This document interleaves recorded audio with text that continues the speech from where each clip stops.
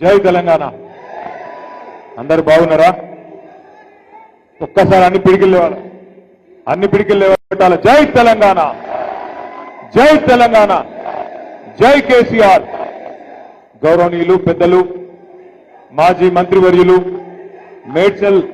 మేడ్చల్ నియోజకవర్గ శాసనసభ్యులు, మీ అందరి అభిమాన నాయకులు శ్రీ చామకూర మల్లారెడ్డి గారు, మాస్ మల్లన్న గారు, గౌరవ జిల్లా పార్టీ అధ్యక్షులు సోదరుడు శాసన మండలి సభ్యుడు శ్రీ శంబిపూర్ రాజు గారు, గౌరవనీయులు పెద్దలు మల్కాజ్గిరి పార్లమెంట్ నుండి మన పార్టీ అభ్యర్థిగా పోటీ చేసిన గౌరవ శ్రీ రాగిడి లక్ష్మారెడ్డి గారు, గౌరవనీయులు భువనగిరి పార్లమెంట్ నుంచి మన పార్టీ అభ్యర్థిగా పోటీ చేసిన పెద్దలు శ్రీ క్యామా మల్లేష్ గారు, సోదరుడు పీర్జాదిగూడ మాజీ మేయర్ శ్రీ జక్కా వెంకటరెడ్డి గారు, జవహర్ నగర్ మాజీ మేయర్ సోదరి కావ్య గారు, బోడుప్పల్ మాజీ మేయర్ సోదరుడు బుచ్చిరెడ్డి గారు, సోదరుడు సంజీవరెడ్డి గారు, ఇంకా వేదికపై ఆసీనులైన గౌరవనీయులైన మున్సిపల్ చైర్మన్లు, మాజీ చైర్మన్లు, వివిధ మండలాల పార్టీ అధ్యక్షులు, ఇప్పటిదాకా మాట్లాడిన మా సోదరి నిర్మలమ్మ గారు, అదేవిధంగా ఈరోజు పార్టీలో చేరుతున్న గౌరవనీయులు శ్రీ పోచన్న గారు, అట్లాగే సోదరుడు మధుకర్ గారు, వారితో పాటు ఈరోజు పార్టీలో చేరుతున్న పెద్ద ఎత్తున చేరుతున్న వారందరికీ ఒకసారి గట్టిగా చప్పట్లతో స్వాగతం చెప్పాలని చెప్పి కోరుతాను. మీ పీర్జాది కూడా కార్పొరేటర్లు, గౌరవ కార్పొరేటర్లందరికీ, వేదిక మీద కూర్చున్న తమ్ముళ్ళందరికీ పేరు పేరున హృదయపూర్వకంగా నమస్కారం. ఈరోజు ఘనంగా ఏర్పాట్లు చేసినందుకు ప్రత్యేకంగా పీర్జాది కూడా నాయకులందరికీ పేరు పేరున ధన్యవాదాలు. అందరూ మీరు అన్ని గమనిస్తా ఉన్నారు.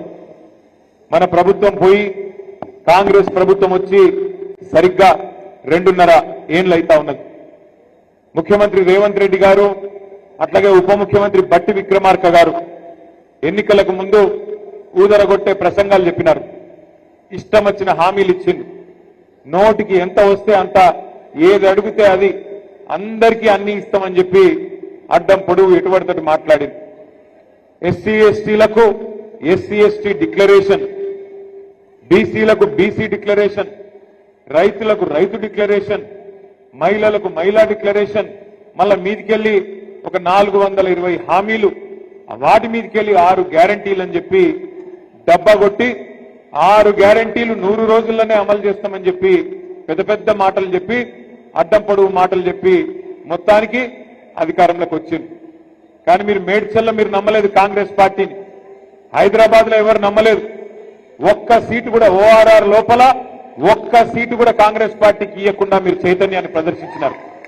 కానీ జిల్లాలలో మన అమాయక రైతు సోదరులు, ఇంకా కొంతమంది సోదరులు రకరకాలుగా నమ్మి కాంగ్రెస్ పార్టీకి అవకాశం ఇస్తే ఇలా రేవంత్ రెడ్డి గారు ముఖ్యమంత్రి పదవిలో కూర్చున్నారు.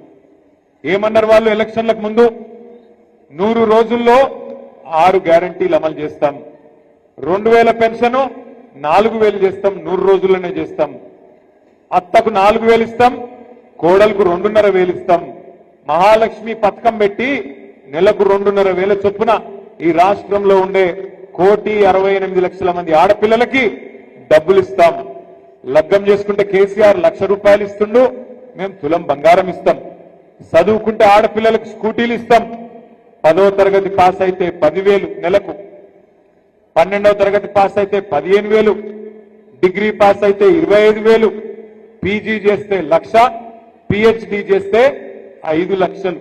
ఇట్లా ఆషాఢం సేల్ లెక్క ఇష్టం వచ్చిన బంపర్ ఆఫర్లు ఇచ్చుకుంటా తిరిగింది. ఇష్టం వచ్చినట్టు మాట్లాడి ఓట్లు వేయించుకున్నారు. ఇవాళ ముఖ్యమంత్రి గారిని అడిగితే, ఏమయ్యా ముఖ్యమంత్రి గారు, మరి 100 రోజుల్లోనే 6 గ్యారంటీలు అంటివి, ఇన్ని మాటలు చెప్తేవి కదా, 2,000 పెన్షన్ ఎక్కడ పోయింది, 15,000 రైతు భరోసా ఎక్కడ పోయింది, మహిళలకు చెప్పిన 2,500 ఎక్కడ పోయింది, తులం బంగారం ఎక్కడ పోయింది, స్కూటీలు ఎక్కడ పోయినాయి, విద్యా భరోసా కార్డులు ఎక్కడ పోయినాయి, ఇంకా నువ్వు చెప్పిన మిగతా డిక్లరేషన్లు హామీలు ఎక్కడ పోయినాయి ముఖ్యమంత్రి గారు అంటే, ఆయన చెప్తున్నాడు నిన్నగాక మొన్న ఆదిలాబాద్ లో ఒక ముఖ్యమంత్రి నోట్లకెళ్ళి మాట్లాడకూడని మాట. ఏమంటాడు? ఎంత కండలు తిరిగిన వస్తాదైనా, ఎంత కండలు తిరిగిన పహల్వానైనా 3 నెలల్లో పిల్లలు పుట్టియలేడు కదా అంటాడు ముఖ్యమంత్రి గారు. నేను అడుగుతున్నా, అయ్యా ముఖ్యమంత్రి గారు, 3 నెలల్లో పిల్లలు పుట్టరని మా అందరికి ఎరికే, మా అందరికీ తెలుసు, మనిషి అనేటువంటి అందరికీ తెలుసు. కానీ నీ గవర్నమెంట్ వచ్చి 30 నెలలైంది. సరే 3 నెలల్లో పిల్లలు పుట్టారు మాకు తెలుసు, కానీ 30 నెలల్లో పిల్లలు పుట్టకపోతే మరి ఏమనాలే, నిన్ను ఏమని పిలవాలని నేను అడుగుతున్నాను. 30 నెలలైంది కదా, 100 రోజులు అంటివి కదా, 6 గ్యారంటీలను అడ్డప్పుడు మాట్లాడుతీవి కదా, మరి 30 నెలలు దగ్గర పడ్డది, ఇప్పటి వరకు అత్తలేదు పత్తలేదు. గట్టిగా మాట్లాడినావు అనుకో ఒక కేసు పెడతా అంటాడు, ఇంకొద్దిగా గట్టిగా మాట్లాడినావు అనుకో నీ లాగుల తొండలు ఇడిచి పెడతా అంటాడు. ఈ బగ్గడు మాటలు తప్ప, చిల్లర మాటలు తప్ప ఒక్కటంటే ఒక్కటి మంచి పని చేయలేదు. ఇప్పుడే మల్లారెడ్డి గారు చెప్తా ఉన్నారు, సోదరుడు జక్క వెంకరెడ్డి గారు చెప్తున్నారు, మన ప్రభుత్వం ఉన్నప్పుడు గరీబులను కడుపులో పెట్టుకొని చూసుకున్నాం. మన ప్రభుత్వం ఉన్నప్పుడు ఎవరైనా తెలిసో తెలియకనో ఆడనో ఈడనో గవర్నమెంట్ జాగాలు ఇల్లు కట్టుకుంటే వాళ్లకు అవకాశం ఇచ్చి వాళ్లకు ఆనాడు పట్టాలు ఇచ్చినాం. జీవో నంబర్ 59 కింద, జీవో నంబర్ 58 కింద 2,50,000 మందికి, ఒకరికిద్దరికి కాదు 2,50,000 మందికి పట్టాలు ఇచ్చింది కేసీఆర్ ప్రభుత్వం. 2,50,000 మందికి. అట్లాగే హైదరాబాద్ మహానగరంలో 1,00,000 డబుల్ బెడ్రూమ్ ఇల్లు కట్టుకున్నాం. ఇట్లా మనం మంచి పనులు చేసుకుంటూ పోయినాం. 200 పెన్షన్ను 2,000 చేసుకున్నాం. ఆడపిల్ల పెళ్లి చేసుకుంటే కళ్యాణ లక్ష్మి పేరు మీద ఒక మేనమామలాగా 15 లక్షల మంది ఆడపిల్లలకి 1,116 రూపాయలు కేసీఆర్ గారు పెట్టిండు. అట్లాగే ఆడపిల్ల కడుపులో మరి ఒక బిడ్డ పడితే అమ్మ ఒడి అని పెట్టి ఇంటికాడ కారులో ఎక్కించుకొని దవాఖానకు తీసుకుపోయి దవాఖానల ప్రసూతి అయితే సర్కార్ దవాఖానల కేసీఆర్ కిట్ ఇచ్చి ఆడపిల్ల ఉడితే మహాలక్ష్మి ఉట్టిందని చెప్పి 13,000, మగపిల్లగాడు ఉడితే 12,000 రూపాయలు. ఇట్లా ఒక మానవీయమైన పద్ధతిలో అందరినీ మంచిగా చూసుకున్నాడు కేసీఆర్ గారు. అట్లాగే ప్రాజెక్టులు కట్టిండు, రోడ్లు కట్టిండు, మున్సిపాలిటీలు బాగా చేసిండు, గ్రామాలు బాగా చేసిండు. కాబట్టే భూముల ధరలు కూడా పెరిగినాయి. మీ రంగారెడ్డి జిల్లాలో, మేడ్చల్ జిల్లాలో, హైదరాబాద్ చుట్టూతా బ్రహ్మాండమైన రియల్ ఎస్టేట్ భూమి వచ్చింది. మళ్ళీ ఇవాళ ఏమైంది ఆలోచన చేయండి మీరు. ఇవాళ పరిస్థితి ఏంది? పూర్తి స్థాయిలో రియల్ ఎస్టేట్ డామ్ అన్నది. పైసలు లేవు మార్కెట్లో ఎవరి దగ్గర. వీళ్ళు ఇండ్లు కట్టుడు కాదు, కూలగొట్టుడే ఉన్నది. హైదరాబాద్ లో ఒక్క ఇల్లు మంజూరు చేయలే కొత్తది, కానీ కొన్ని వేల ఇండ్లు బుల్డోజర్లు పెట్టి కూలగొడతా ఉన్నాడు రేవంత్ రెడ్డి. చూస్తా ఉన్నారు మీరు. ఒకరోజు అమీన్పూర్ లో, ఇంకొక రోజు కుకట్పల్లిలో, ఇంకొక రోజు ఇక్కడ సాయి ప్రియ లేఅవుట్ లో, ఫిర్జాదిగూడలో, ఎక్కడో దగ్గర బుల్డోజర్ పెట్టుడు, గరీబోళ్ళ ఇండ్లు కూలగొట్టుడు తప్ప ఒక్క మంచి పనన్నా చేసిండా? దయచేసి ఆలోచన చేయండి. ఇక్కడికి వచ్చిన మిత్రులను, ఈరోజు పార్టీలో చేరుతున్న మిత్రులను నేను ఒక్కటి కోరుతా ఉన్నా. మనం ఇవాళ కొట్లాడుతున్నది అధికారం కోసం కాదు. మనం కొట్లాడుతున్నది మన కొత్తగా ఏం కాదు అధికారం. 10 ఏళ్ళు అధికారంలో ఉన్నాం. కానీ ఇవాళ కష్టపడి సాధించిన తెలంగాణ ఇట్లున్నది. కాంగ్రెస్ పాలన ఎట్లున్నది? ఒక ఇట్లున్నది. పొద్దున పూట ఎండాకాలంలో కరెంట్ ఉండదు, తెల్లారి 3టికే ఫ్యాన్ బంద్ అవుతుంది, బయటికి పోదామంటే దోమలు. ఈ రోజు పరిస్థితి ఎట్లా ఉందంటే నిజంగా కూడా హైదరాబాద్ లో ఎవరన్నా సంతోషంగా ఉన్నారంటే ఇద్దరు సంతోషంగా ఉన్నారు. ఒకటి దొంగలు, రెండోది దోమలు. వీళ్ళిద్దరే సంతోషంగా ఉన్నారు. భూములు దోసుకునే దొంగలు, కాంగ్రెస్ దొంగలు హైదరాబాద్ చుట్టూ అడ్డమైన కార్యక్రమాలు చేసుకుంటూ ఇవాళ భూముల మీద పడ్డారు. పొంగులేటి శ్రీనివాసరెడ్డి, రేవంత్ రెడ్డి వాళ్ళ అన్నదమ్ముళ్ళు మొత్తం ఒకటే ఇరుసుకపడ్డారు మేడ్సల్లా. ఇంకో దిక్కు దోమలు. హైదరాబాద్ లో మనకు హిమాయత్ నగర్ దగ్గర దోమలగూడ అని ఒక ఊరు ఉంటుంది, దోమలగూడ అని ఒక కాలనీ ఉంటుంది.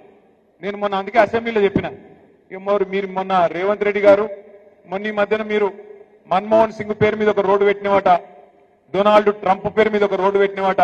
అవన్నీ కాదురా భయ్, ఒక పని చేయి, అన్ని కాదు ఒక పని చెయ్యు. దోమల గుడ లెక్కనే దోమల హిల్స్, దోమల బాదు, దోమల గుట్ట, దోమల గుడ ఇట్లనే పేర్లు పెట్టి తప్ప నీ కనీసం దోమల మంది కూడా కొట్టే తెలివి లేనోడివి నువ్వేం చేస్తున్నావు ముఖ్యమంత్రి అని చెప్పి మొన్న శాసనసభలో కూడా అడిగిన. మీరు చూస్తా ఉన్నారు అన్ని విషయాల్లో. ఆయన ఒక్కటే ఆలోచన చేస్తున్నాడు రేవంత్ రెడ్డి గారు, ఎట్లన్నా చేసి మనను బదనాం చేసి కేసీఆర్ అప్పుల పాలు చేసిండని, ఇంకోటి చేసిండని తప్పించుకుందామని ప్రయత్నించుకునే ఆలోచనలు ఉన్నారు. కానీ వదిలిపెట్టే సమస్య లేదు. వాళ్ళు ఇచ్చిన 420 హామీలు అమలయ్యేదాకా, వాళ్ళ 420 పార్టీని గద్దె దించేదాకా వదిలిపెట్టకుండా కొట్లాడదామనే మాట గట్టిగా మీ అందరికీ నేను మళ్ళొక్కసారి విజ్ఞప్తి చేస్తా ఉన్నా. ఇంకొక పార్టీని కూడా మనం కంట కనిపెట్టుకొని ఉండాలి. ఇవాళ భారతీయ జనతా పార్టీ వాళ్ళు కేంద్రంలో అధికారంలో ఉన్నారు. ఇప్పుడు నేను రాంగా చూసుకుంటూ వచ్చిన ఈ ఉప్పల్ ఫ్లైఓవర్ అది భూమి పుట్టినప్పుడు పుట్టింది, ఇంకా కడతనే ఉన్నారు. మనం హైదరాబాద్ లో 42 ఫ్లైఓవర్లు కట్టినాం, ఒక 4-5 ఏళ్లలో కట్టేసినాం. వీళ్ళు అది కేంద్ర ప్రభుత్వ ప్రాజెక్ట్, అది మేము కడతాం రాయి అంటే కాదు కాదు కాదు మేమే కడతామని తీసుకున్నారు. అది నేషనల్ హైవే, జాతీయ రహదారి, మేమైతేనే కడతాం, మేమే సిపాయిలమని తీసుకున్నారు. ఏమైంది మరి ఈరోజు? 8 ఏళ్ళు ఏమో అయింది, ఇంతవరకు అతి లేదు గతి లేదు. ఉప్పల్ నుంచి నారాపల్లి వరకు కింద రోడ్లు నరకం, పైన ఫ్లైఓవర్, అది పూర్తి అయితేనే లేదు. ఈ రకంగా భారతీయ జనతా పార్టీ కూడా ప్రజల సమస్యలు కానీ తెలంగాణ కోసం కానీ చేసిందేమీ లేదు. ఇంకా మీదికెళ్ళి ఒక కొత్త కుట్ర కూడా తెరలేపుతున్నట్టుగా కనబడతా ఉన్నది. కొత్తగా మరొక కుట్ర కూడా చేస్తున్నది భారతీయ జనతా పార్టీ. మీరు చూసింటారు ఇవాళ పేపర్లలో సీట్లు పెరుగుతున్నాయి, అసెంబ్లీ సీట్లు, పార్లమెంట్ సీట్లు అని ఇవాళ పేపర్లో మీరు చూసే ఉంటారు. కానీ అందులో కూడా ఏదో కుట్ర జరుగుతున్నట్టుగానే కనబడతా ఉన్నది. ఎందుకంటే బయటికి ప్రధానమంత్రి మాట్లాడినప్పుడు, నిన్నగాక మొన్న కేంద్ర మంత్రి కిషన్ రెడ్డి మాట్లాడినప్పుడు 50% సీట్లు పెంచుతున్నామని చెప్పింది. అంటే 110 ఉంటే 179 అవుతుంది, 60 సీట్లు పెరుగుతాయని చెప్పింది. 17 సీట్లు ఉన్నాయి పార్లమెంట్ లో, 26 అవుతాయని చెప్పిండ్రు. కానీ బిల్లు పెట్టిండ్రు, రేపటి నుంచి పార్లమెంట్ పెట్టిండ్రు. బిల్లులో మాత్రం 50% ముచ్చట లేనే లేదు. అంటే చెప్పేదొకటి చేసేదొకటి. మీరు ఒక్క మాట యాది పెట్టుకోండి, భారతీయ జనతా పార్టీ ఎన్నటికి కూడా తెలంగాణకు మిత్రుడు కాదు. ఆనాడు 2014లో ఆంధ్రప్రదేశ్ పునర్విభజన చట్టంలోనే సీట్లు పెంచుదామనే ఆలోచన ఆ చట్టంలోనే ఉన్నది. కానీ ఆ చట్టాన్ని తుంగలో దొక్కిందే భారతీయ జనతా పార్టీ. మళ్ళీ ఈ రోజు సీట్ల పెంపు పేరు మీద మళ్ళీ కొత్త డ్రామా చేస్తూ మహిళా రిజర్వేషన్ అని చెప్పి తీసుకొస్తా ఉన్నారు. మహిళా రిజర్వేషన్ కు మేము అనుకూలమే. మహిళా రిజర్వేషన్ ఖచ్చితంగా సమర్థించిందే కేసీఆర్ గారు, మన పార్టీ. శాసనసభలో, శాసన మండలిలో తీర్మానం చేసి కేసీఆర్ గారి నాయకత్వంలో మహిళలకు ఖచ్చితంగా చట్టసభల్లో 33% ఇయ్యాల్సిందే.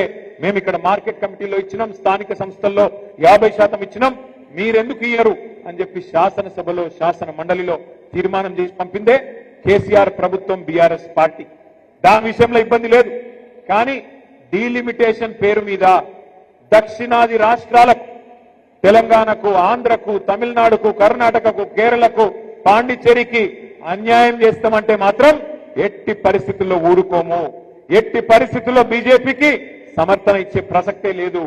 ఒక్క మాట మాత్రం పక్కా, ఇవాళ 24%